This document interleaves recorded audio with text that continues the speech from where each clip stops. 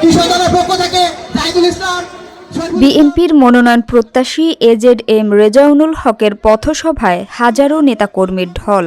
বিস্তারিত থাকছে দিনাজপুর থেকে মোহাম্মদ ফয়জার রহমানের প্রতিবেদনে। দিনাজপুরের ফুলবাড়ী উপজেলার কাজীহাল ইউনিয়ন বিএনপির আয়োজনে পথসভায় হাজারো নেতাকর্মীর ঢল নামে। পথসভায় যোগদান করে প্রধান অতিথি হিসেবে বক্তব্য রাখেন দিনাজপুর ৫ আসনে বিএনপির মনোনয়ন প্রত্যাশী সাবেক সংসদ সদস্য, জাতীয় নির্বাহী কমিটির সদস্য এজেড.এম রেজাউনুল হক। এ সময় বিএনপির অঙ্গ সংগঠনের সকল নেতাকর্মীগণ উপস্থিত ছিলেন। আমরা কারো উপর অন্যায় করি নাই, কোনো নিপীড়ন নির্যাতন করি নাই, কিন্তু আমাকে বাধ্য করবেন না আমাদেরকে যে আমরা ওই লাইনে যাই। আমরা ওই দল করি, আমাদের জাতীয় দল, যে দলের প্রতিষ্ঠাতা চেয়ারম্যান শহীদ প্রেসিডেন্ট রহমান, যে দলের নেতৃত্ব দিয়েছেন আমাদের দেশনেত্রী বেগম খালেদা জিয়া, তিনি হাজার নিপীড়ন নির্যাতনের মতো এই দেশ ছেড়ে চলে যান নাই। উনি অকুণ্ঠভাবে সমর্থন দিয়েছেন এই দলকে এবং গণতন্ত্রকে রক্ষার জন্য চেষ্টা করেছেন।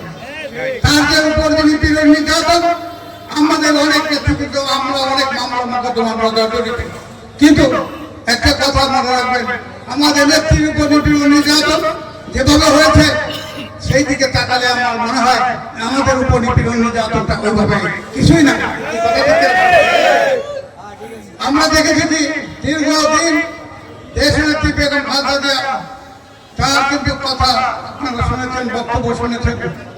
আমি উনি কখনো কারোর উপর কোন অন্যায় অত্যাচার করার জন্য নির্দেশ আমাদেরকে দেননি, বরং দলীয়ভাবে এবং সারা দেশের মানুষকে উনি সবসময় ঐক্যবদ্ধ থেকে দেশ এবং জাতির জন্য কাজ করার জন্য অনুরোধ করেছেন। আমরা একটা গণতন্ত্র প্রিয় দল, বাংলাদেশ জাতীয় দল, বহুদলীয় গণতন্ত্র প্রবক্তা শহীদ প্রেসিডেন্ট জিয়াউর প্রতিষ্ঠিত দল।